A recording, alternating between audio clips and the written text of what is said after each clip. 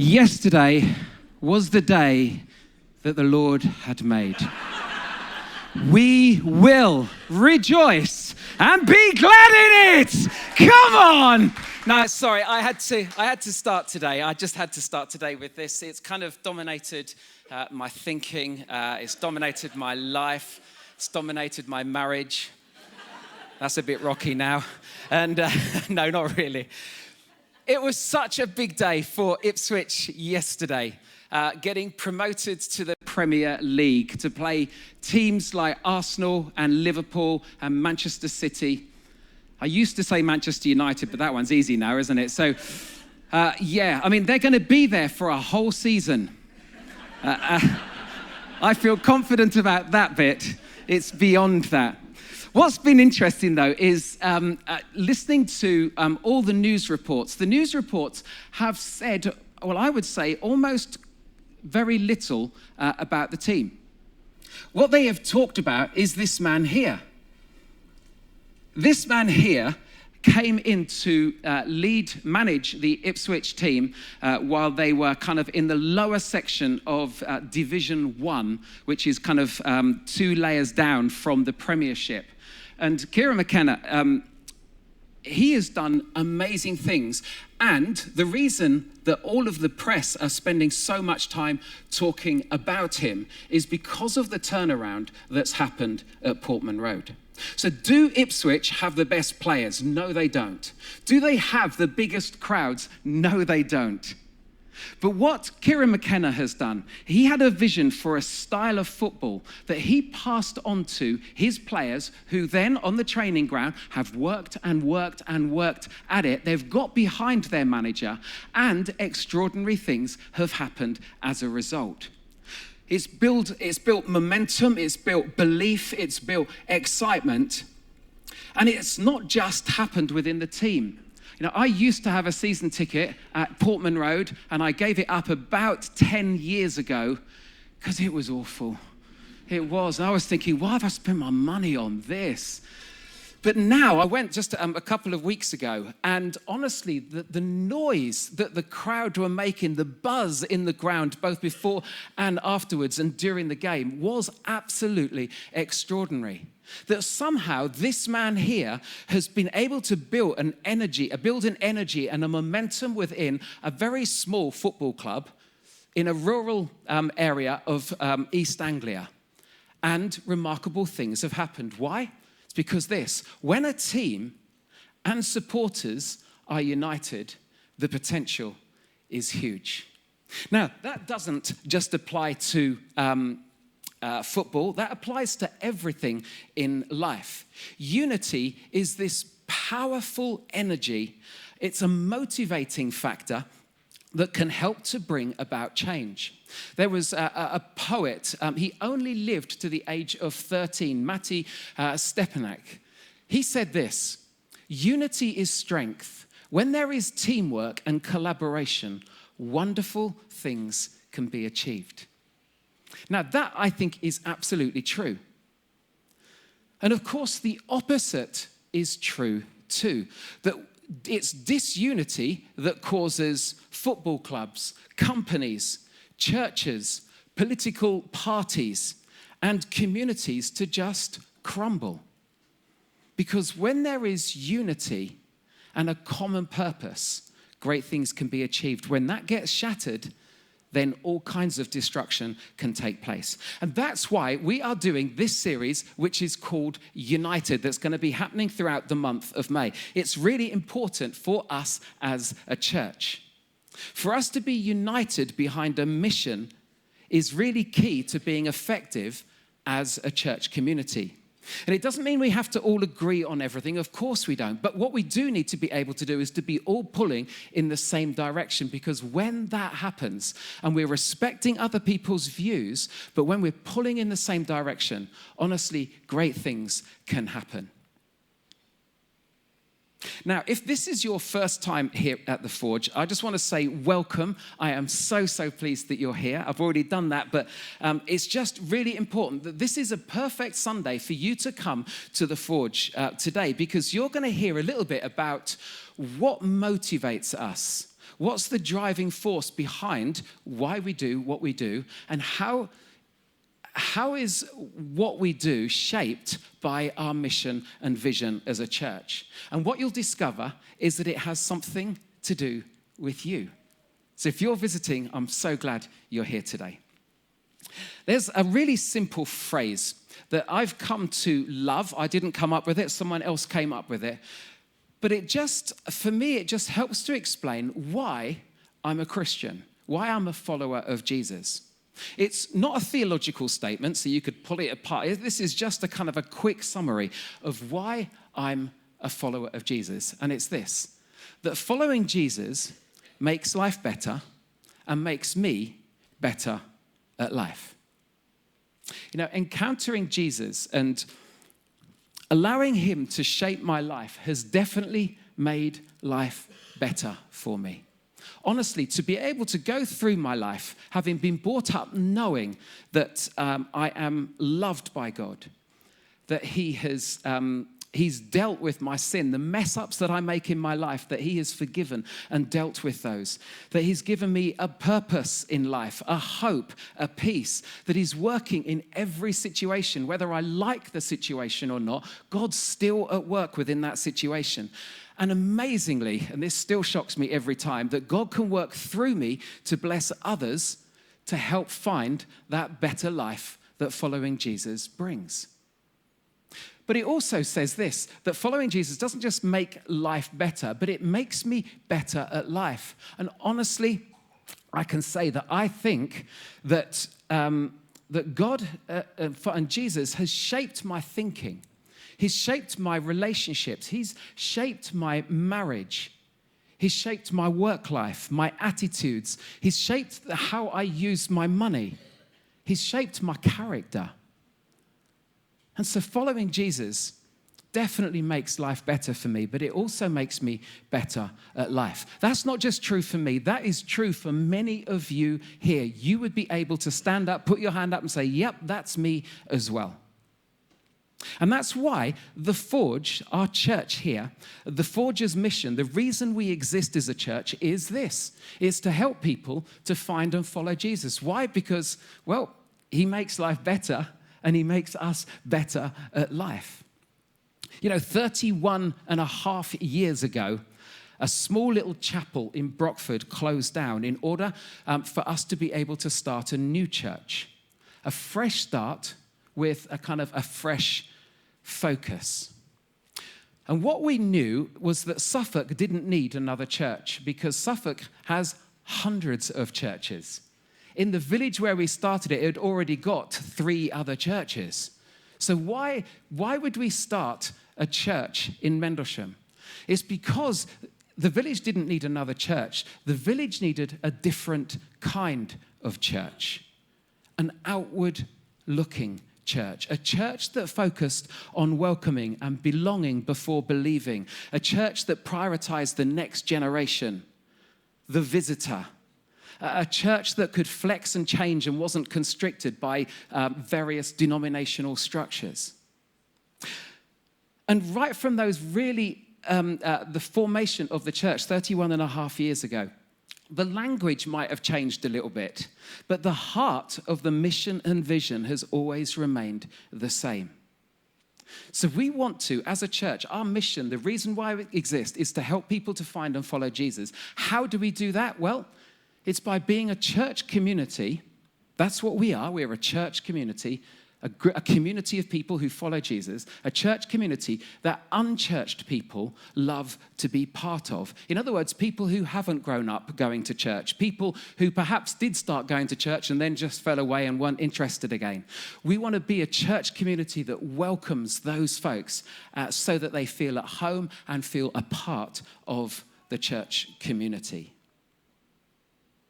That's what an outward-facing church looks like. And why is that different from other churches? It's not different from all other churches, but it's different from a number of churches. It's because the gravitational pull of the local church is always towards insiders. We love to be known. We love it when we are in on the conversations. We do. All of us do. If there is an in language, we love to be. If you speak to any computer person, just avoid it if you can. But because they will just talk jargon to each other. I've been a school governor, honestly. I have no idea. I'd never realized so many letters could be used to describe different organizations and approaches in schools. It is crazy. And of course, for those that know, it's great because you're in. For those who don't know, then you kind of feel a little bit out of it. You see, we love to be the ones who know stuff, who have programs and next steps geared around our needs. We love our own seating area. I want to ask you a question. The last time that you were at church here, so some of you, this will be your first time, so you don't have to do anything. I want you to stand up if you're sitting in the same section as you were last time. There's a section, and there's a section. Can you just stand up if you're sitting in the same section? Okay then, thank you very much. Right, you can sit down again. I would say that is at least half of you. Now, why? Because your seat does not have your name on it. It doesn't. It's exactly the same seat as the one next to you, so you're not even sitting on a more comfortable one. It's just that when we come we want to feel safe and secure. So we want to go to where we know. And we want to sit next to people that we know. Because we want to feel comfortable. Now, that's not wrong. That is so natural. But the danger of that is that it all becomes about us and about what we want and about what we like. You know, many of you will know what that looks like when you've been to a church and you've walked in and no one's spoken to you. And then there's been some kind of liturgy or program, service order that you're not aware of. And so you're not sure whether to stand or to sit. You're not sure what to say or do you just stay quiet? It can feel very alienating.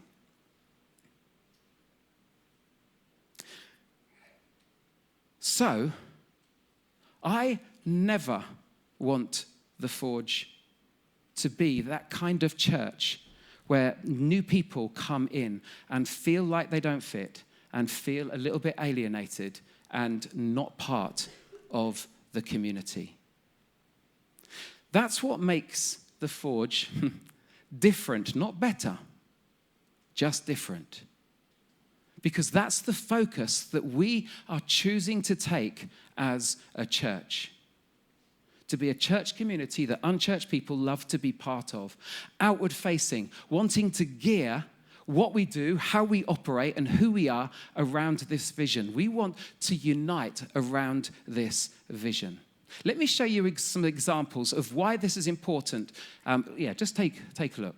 I was expecting the traditional church that I'd been to, the very, quite quiet and very respectful. So I put on my shirt and trousers and shoes and was prepared to sort of sit at the back, mumbling along to a Bible, but still to support a friend in doing so. When I walked in there was something changing about that.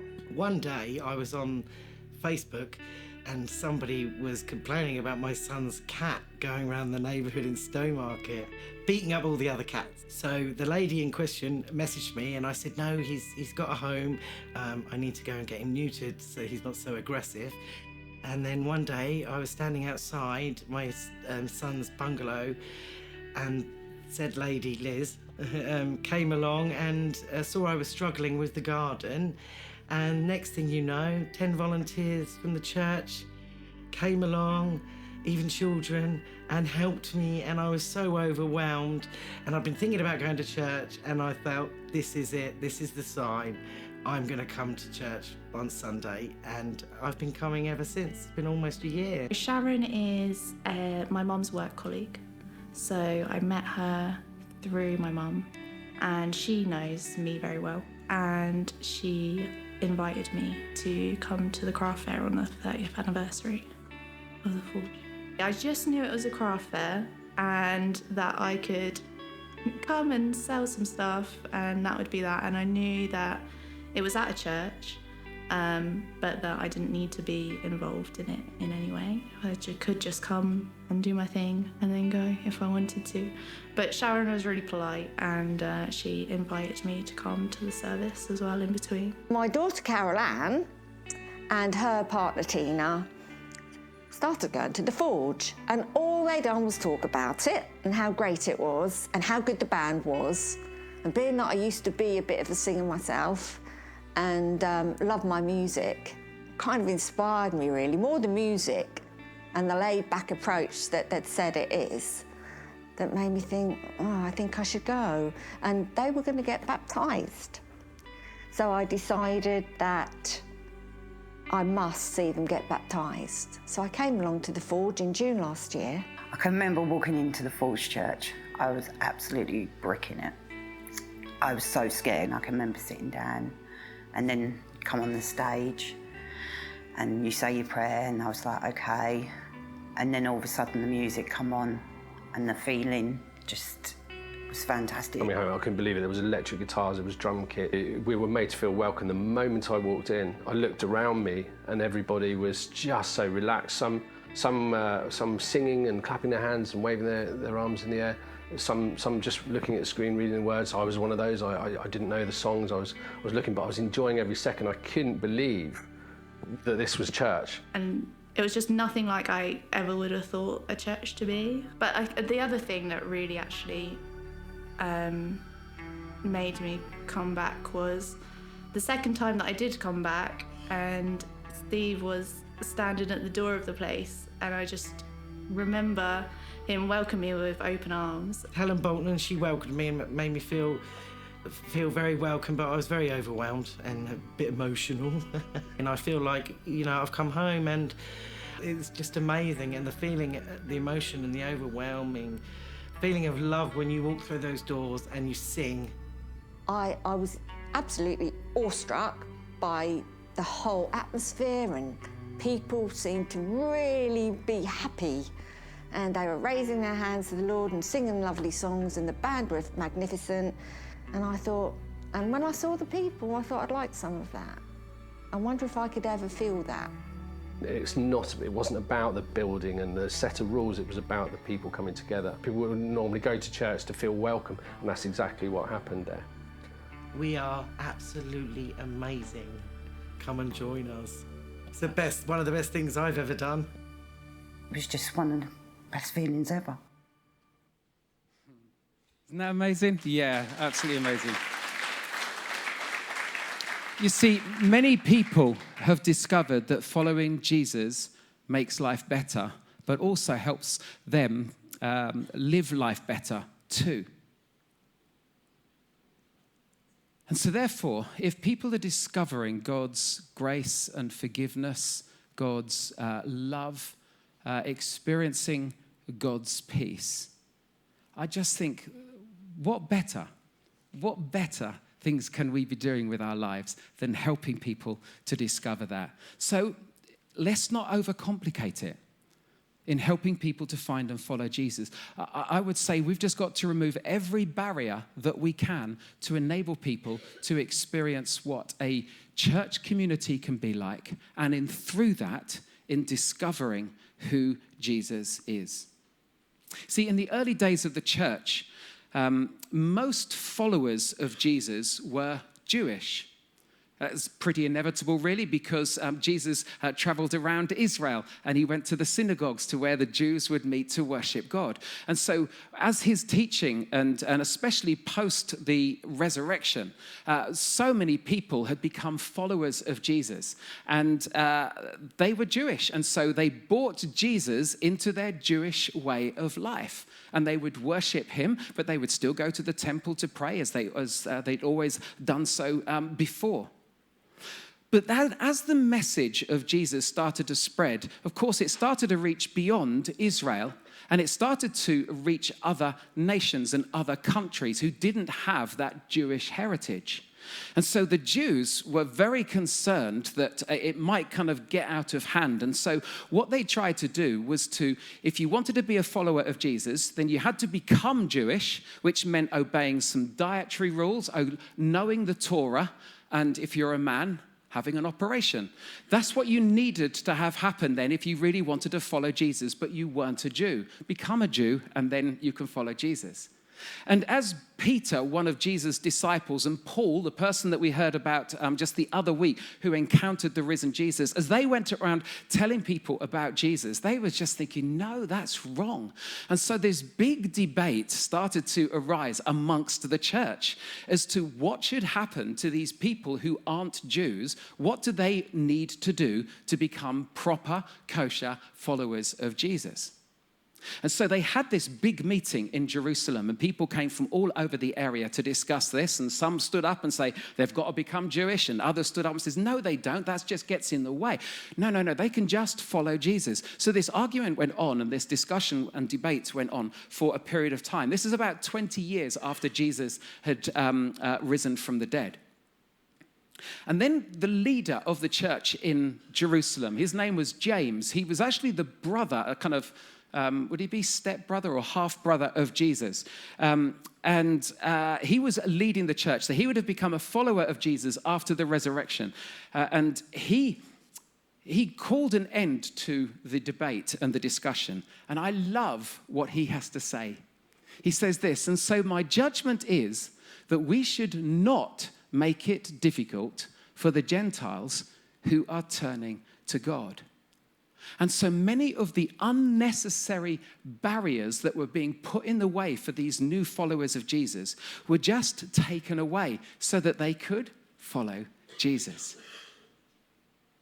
And so today, it's really easy to put barriers in the way of people coming to faith in Jesus. And my heart, you need to know this, my heart is I want to remove all of those barriers, and so that people can freely encounter a Jesus who loves them, whose grace is lavished over them, and where they can find peace and meaning and purpose in life. And let's make sure that, in a sense, the only offense that we cause is not by you're sitting in my seat, do you mind moving, please, on a Sunday morning? Or I don't think you should be standing outside with a cigarette. We're a church here. We don't lose all of that. If the only offense is that we admit and share that we are all sinners and that we all need a savior, if that's the only, we can make that the only offense, or if people want to walk out because they don't like hearing that, well, that's fine. Because that's at the heart of the change that God wants to bring to our lives, that we can't do life by ourselves. We make such a mess of it. And Jesus says, no, you come follow me. Experience my love, my peace, and my forgiveness. So being an outward-focused church can sometimes be messy. We won't always get things right. Honestly, we are definitely not a perfect church. Not at all. But I think it's better that we keep focusing outward rather than just on ourselves, because that's when I think all kinds of problems and dissensions can happen within the life of a church. So an outward focus also doesn't just relate to church stuff, it relates to the wider communities too, and shapes the reputation of the church. A while back, we had a really big focus within the life of the church. This was before COVID, that we wanted to be known, involved, and helpful in the communities where we live, gather, and serve. And do you know what? You are doing that. You are doing that. Do you know what? A number of you here are now fostering. Some of you have adopted because you are wanting to love. You're wanting to pour your love into the lives of others. And the care and the commitment and the sacrifice that you make in order for that to happen is extraordinary. And so I am so proud of you for when you're choosing to take a step like that and being able to nurture and invest in children's lives. Quite staggering. Many of you serve in your communities where you live. We have a little leaflet on our next steps area. It says, for goodness sake, what do we want to be known for? Everyone knows what the church is against, what they think they do. But what if they knew that we were for them? What if we knew that we were for them? And so to be involved within our local communities where we live is so very important. It's an expression of our love for God. So there is this couple here. Is it going to? There we go. Okay, so that's Will and Jenny Elphick. They live in a village called Wickham Skeeth. It's probably got about 800 people living in that village. There is no shop, there's no pub, there's only one community building there within the village, which is the village hall. And so these two people, who are amazing followers of Jesus, have taken on the leadership of that village hall and that village hall committee. They have organized all kinds of events to help to bring the community together. They do a lunch club where they get 30 or 40 people along each time for the lunch club. They've done parties, they've done games night, they've done all kinds of things, helping to organize to bring the community together, because Will and Jenny want people to know within their community that they are for them, and they are demonstrating it brilliantly, even wearing a hat like that. Honestly, it is amazing. It is amazing. So Will and Jenny, thank you. They had a letter just recently from someone in the village who said thank you for the events that they have been putting on, because it helps her to not feel so lonely. See, that is being good news within our community. That is showing that we are for people.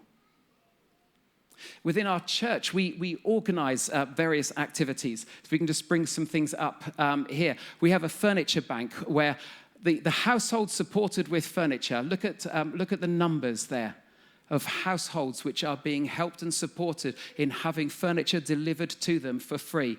People like John Collison and others who just invest so much time and energy in looking to show people that we are for them, especially when life is tough. We are for them.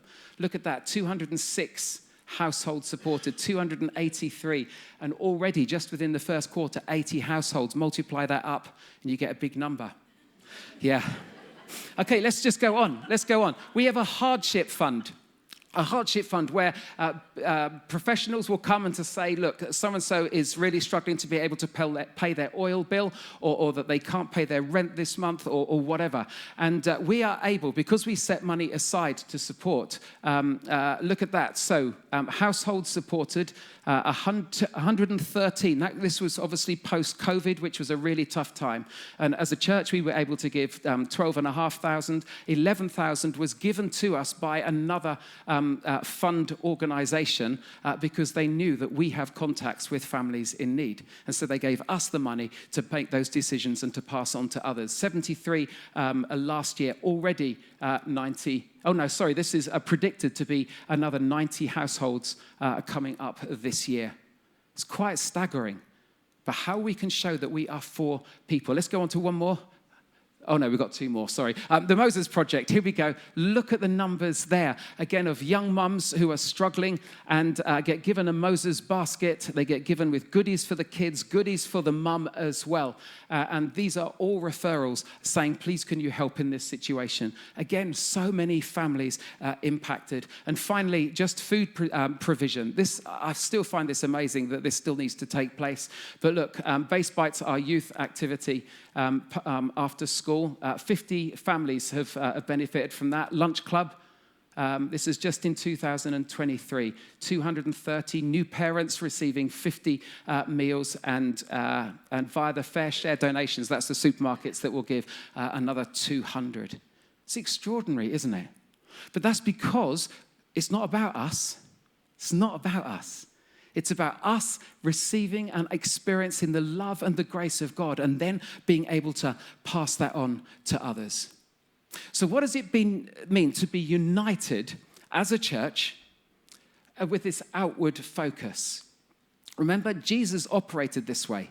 Jesus, it wasn't all about him. It wasn't even all about his disciples. Jesus always had this outward focus of going to the marginalized, going to the poor, and he took his disciples with them so that he could disciple them to be able to do the same. There are two ways that we can play our part, and with this I'm going to finish. One, unite around love. Unite around loving others. Did you know that visitors nearly always make up their mind whether they're going to come back on a Sunday way before the band starts playing and way before the message starts? It's all through whether they feel welcomed It's the smile in the car park, the friendliness of those they encounter, the way they're treated before the band starts playing and the speaker gets up. Which means that what I say as one of the speakers here just plays a small part. You are also the message, because you are the ones who live out the love of God and give the welcome and care and concern for those around you. If you're part of the Forge, you are part of the message. It's really easy to forget that. And if you do forget it, join the welcome team. Honestly, it's a great way of meeting people, and it's a great way of being involved in giving that welcome. If you've received it, pass it on to others. And when new people attend, one of the things which they will always do is look to see whether there's people like them here too. Which is why us being here plays such an important part. Because our visitors will see us. They'll see a 57-year-old, balding, slightly overweight guy and think, oh, I'm like him. Yes, so at least there is a relatable thing there. We are on a mission every single week in the communities where we live and work and here on a Sunday. So let's unite around loving one another, loving others by being present, by being loving. If you listened, all of those people who have experienced the church came because someone invited them. So let's be invitational too.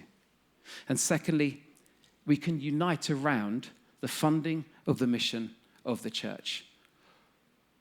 What we do as a church costs money because there are buildings to hire and staff to pay and resources to purchase and families to support and equipment to buy. And so this month, which is our Vision Month, is also our giving month. And so what's going to happen now is our welcome team are going to start passing out these little flyers to you. If you could just take one per household, that would be really, really helpful. And all the information that you need about funding the mission of the church will be here within this leaflet. You need to know that we try not to make money a big deal here at the Forge. We don't. Do you know why? It's because whenever a new person comes in and they think, oh, they're after my money, straight away. Why? So there's a barrier that's put in the way, which is why we try to remove that barrier. So we limit talking about it from the front, but money does play an important part in the running of the church and in being generous as individuals and as a church community. So just very quickly, just to give you a little bit of information, the Forge income budget for this year is about £350,000. Now, where does that money come from? Well, that money comes from us. That's where it comes from. It doesn't come from anywhere else. There is not a big sponsor in America somewhere or Australia. No. And so our income budget, this is how the money comes in, that 71% of that money comes through regular giving. People setting up a monthly kind of donation. We get gift aid. If you pay tax, we get 20% extra on top of your giving, which comes into the life of the church. There are those that give one-off gifts. There is the giving month, which would then, when I tell you the target is about 3%, and then other income too. How is it spent? Okay, here we go. 30% of our money is spent on adult Sundays. That's including staff and hall hire and everything that takes place. 28% is spent on our kids and our youth work. Supporting communities is 24%. That involves going into schools. That's Tim's salary of spending a day as a chaplain in the high school, and Emily going into primary schools. 9% online, 5% pastoral, and 4% on groups. So we have a giving target for this year. And the giving month target is £30,000. That's over and above what people are already giving. So if you don't give into the life of the church and you've been coming for a while, all I would say is just thank the people who have paid to enable you to come free. Honestly, because we don't charge. Of course we don't charge. But it just means that through the generosity of others, you've been able to come along and experience all of this because other people have been so generous. And maybe now that you're becoming part of the church, Maybe you can think, well, actually, I could be able to give something towards the ongoing costs of the church so that when new people come, they don't have to pay anything. They don't have to be forced to be able to give anything. That's not the way that we want to operate. So I would ask over this month for you to have a look at this. You could put it in the bin when you get home, but I'll be very cross with you, all right? But I would just ask you that if you're a follower of Jesus, just to pray and to say, God, what part do you want me to play in this? Do you want me to give a one-off gift, or do you want me to give on a regular basis? If I'm giving on a regular basis, God, do you want me to raise that a little bit to help support the mission of the church?